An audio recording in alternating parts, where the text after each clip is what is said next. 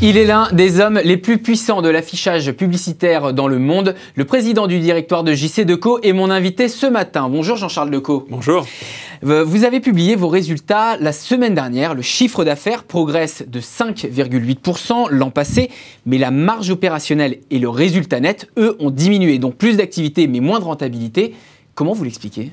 C'est très simple. D'abord, une très bonne tenue de notre chiffre d'affaires sur la plupart de nos grandes régions dans le monde, qui est liée à la transformation digitale de nos activités et aussi à notre expansion géographique. Mais par ailleurs, une acquisition, notamment l'acquisition de Semoussa et le lancement de notre contrat avec les transports de Londres, qui ont pesé sur la marge comme c'était prévu et comme nous l'avions indiqué au marché.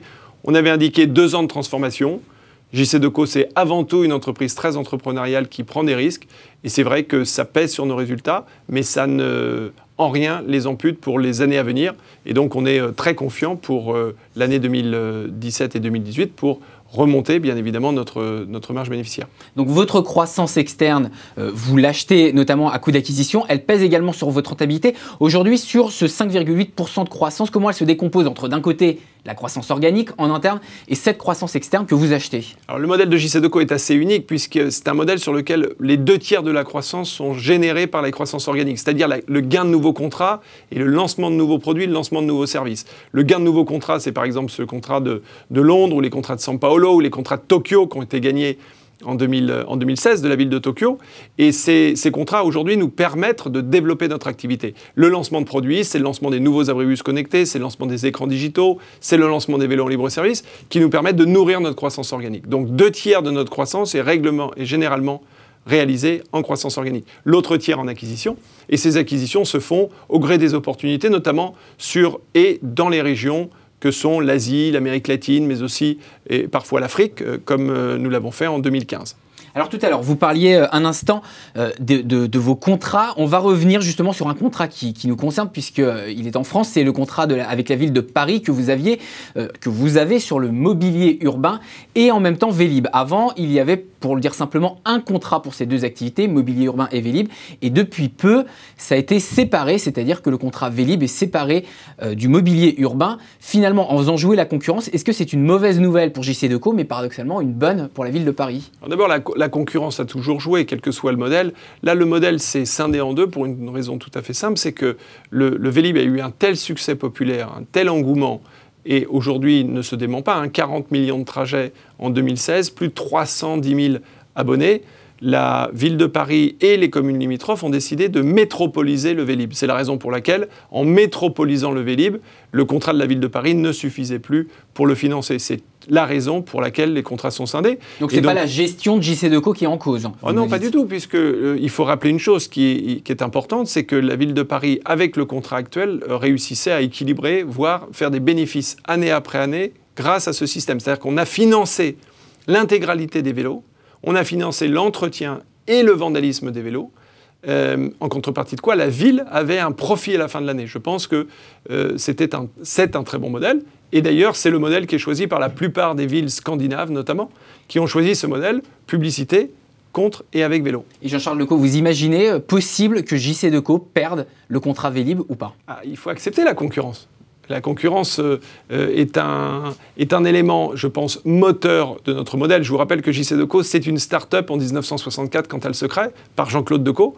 Et donc, on a l'esprit start-up chez JCDecaux. On se remet en cause en permanence sur les nouveaux appels d'offres. Bien sûr que vous pouvez toujours perdre un marché. Heureusement, on en gagne plus que nous n'en perdons.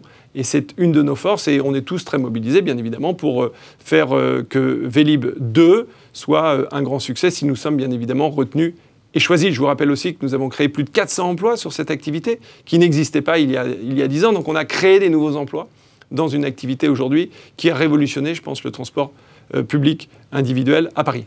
Autre sujet, c'est également l'innovation. Vous avez voulu expérimenter à La Défense des nouveaux panneaux publicitaires qui sont numériques et qui permettent de mesurer le trafic généré par les passagers devant ces panneaux publicitaires grâce aux données de téléphone portable. Vous avez reçu un revers, si on peut dire ça comme ça, d'un côté de la CNIL et du Conseil d'État.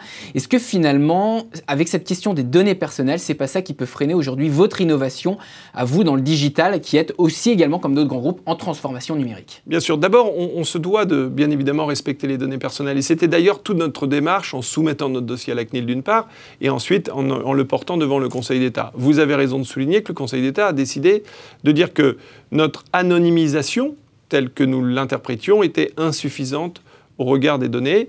Nous allons retravailler la question et le sujet. Force est de constater que ce que l'on demandait de faire en France, on peut le faire dans beaucoup de pays à travers le monde, mais la terminologie était qu'on pseudo-anonymisait. Vous voyez bien que là, la marge est ténue, donc on va travailler avec nos conseils, bien évidemment, et avec la CNIL pour faire en sorte qu'on arrive à déployer nos innovations et nos savoir-faire dans l'espace public, puisque une des particularités, c'est qu'en étant sur l'espace public, nous devons bien évidemment demander au régulateur, dans ce cas précis qui est la CNIL, l'autorisation de le faire, ce qui nous paraît très bien, mais il ne faut en aucun cas freiner l'innovation. Donc nous allons travailler encore une fois avec eux et avec nos conseils pour faire avancer ce sujet, je pense, au plus grand bénéfice des uns et des autres, puisque tout le monde est concerné dans cette affaire, et notamment le consommateur final. Donc le dossier n'est pas terminé, il est in progress, comme on dit. Absolument. Sur le marché publicitaire mondial, le marché de l'affichage publicitaire, vous aviez annoncé, après le vote des Britanniques sur le Brexit, que vous allez revoir à la baisse vos activités au Royaume-Uni. Aujourd'hui, on est en mars 2017. Est-ce que vous maintenez cette baisse de vos investissements au Royaume-Uni? Alors ce que nous avions indiqué, c'est que la sortie du Royaume-Uni, bien évidemment, dans le cadre du Brexit, allait peser à long terme sur les investissements. Et nous avons souhaité réduire très légèrement notre programme de déploiement, puisque nous étions sur le plus grand programme de déploiement digital au monde sur les abribus publicitaires de Londres. Donc nous sommes passés de 1000 écrans digitaux à 650 écrans digitaux. Donc ce que nous avons dit, nous l'avons fait. Et par ailleurs, la bonne nouvelle, c'est que l'activité reste plutôt soutenue. Ce que nous pensons, c'est que le processus de sortie, on le voit bien, est complexe et va peser inéluctablement sur un marché qui reste un marché dynamique, mais sur lequel il y a un peu plus de nuages et d'incertitudes. Et donc il faut être capable de s'ajuster. C'est aussi ça la force d'un groupe comme JCDecaux, c'est de s'adapter et de s'ajuster, ce que nous faisons en permanence. Et dans ce cas précis, nous avons réduit très légèrement nos investissements.